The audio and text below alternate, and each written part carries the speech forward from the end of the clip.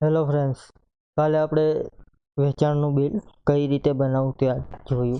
આજે હવે ફ્રેન્ડ્સ આપણે કોટેશન જોશું,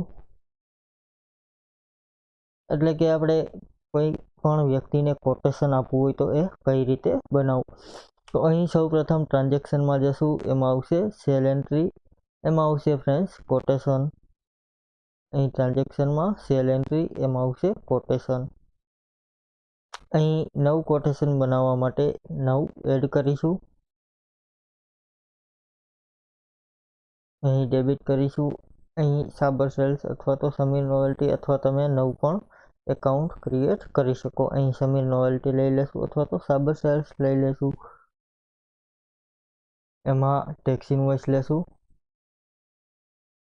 અહીં બિલ ડેટ ત્યાર પછી કોટેશન નંબર 1 આપી દેશું. એન્ટર આપીશું. અહીં પ્રોડક્ટ તમારે જેટલી આવતી હોય એ તમે લઈ શકો. અહીં 1નું કોટેશન આપવું હોય તો 1. અહીં રેટ છે તો રેટ તમારે જે નાખવું હોય તે તમે નાખી શકો. એન્ટર આપીને ઓકે કરી. હવે ફ્રેન્ડ્સ, આમાં જે કોટેશન નીકળે એ દરેક કોટેશન ટેક્સેબલ અમાઉન્ટમાં જ હોય છે. અહીં પ્રિન્ટ કરીશું તો તમને કોટેશનની પ્રિન્ટ જોવા મળશે. અહીં સ્ક્રીન કરીશું, ઓકે કરીશું.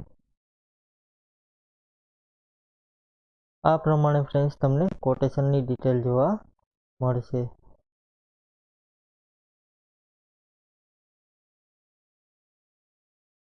અહીં જે 16,000 રૂપિયા અમાઉન્ટ છે એ ટેક્સેબલ અમાઉન્ટ છે, એટલે કે એમાં જીએસટી લાગુ પડ્યો નથી. આ રીતે ફ્રેન્ડ્સ તમે કોટેશન બનાવી શકો. Thank you. કાલે ફરીથી એક નવું બિલ આપણે જોશું કે કોટેશનમાંથી બિલ કઈ રીતે ક્રિએટ કરવું. Thank you friends.